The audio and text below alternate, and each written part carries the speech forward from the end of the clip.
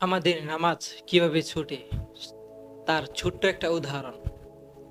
আমরা যখন রাতে ঘুমাতে যাই তখন আমাদের হাতে একটি স্মার্টফোন নিয়ে সেটা চালাতে থাকি। চালাতে চালাতে হঠাৎ করে দেখি রাত 2টা বেজে গিয়েছে। তখন বলি আর 5 মিনিট, আর 5 মিনিট করতে করতে এমন একটা সময় আসে যখন রাত 3টা হয়ে যায়। তখন বলি অনেক রাত তো হয়েছে, এখন ঘুমাতে হবে। তখন আমরা ঘুমিয়ে পড়ি। শেষ রাতে যখন ফজর রক্ত হয়, যখন মুয়াজ্জিন বলে আসসালাতু খায়রুম মিনান নাউম, আসসালাতু খায়রুম মিনান নাউম, তখন আমরা ঘুমিয়ে থাকি। যখন মুয়াজ্জিনে ডাক দিয়ে বলে ঘুম হইতে নামাজ উত্তম, ঘুম হইতে নামাজ উত্তম, তখন আমরা ঘুমিয়ে থাকি। অতঃপর যখন আমরা সকালে উঠি, কেউ 10টা বা কেউ 12টা, তখন হালকা নাস্তা করে আমরা বাহিরে চলে যাই বন্ধুদের সাথে আড্ডা দেওয়ার জন্য। আবার জোহরের সময় মুয়াজ্জিন ডাকে আল্লাহু আকবার, আল্লাহু আকবার, আল্লাহ সবচেয়ে বড়, আল্লাহ সবচেয়ে বড়। হাইয়া আলাস সালাহ, হাইয়া আলাস সালাহ, নামাজের জন্য আসো, নামাজের জন্য আসো।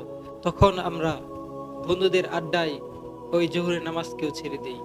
তারপর আমরা আড্ডা শেষ করে আবার বাসায় চলে আসি, গোসল করে এবং কিছু খাই। দুপুরের খাবার খেয়ে আবার কেউ ঘুমায় আর কেউ বা মোবাইলটা নিয়ে বসে পড়ে।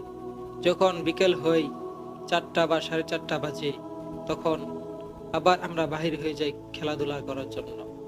আসরের সময় মুয়াজ্জিনে বলে হাইয়া আলাস সালাহ, হাইয়া আলাস সালাহ, নামাজের জন্য আসো, নামাজের জন্য আসো।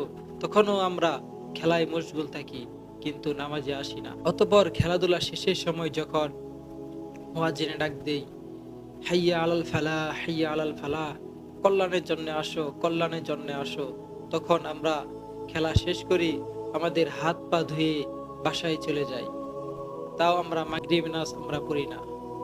মাগরিবের শেষে যখন আমরা ঘর থেকে বাহির হই, এশারের আগ মুহূর্তে আমরা চার স্টলে গিয়ে বসি, বন্ধুদের সাথে আড্ডা দিয়ে এবং চা খাই।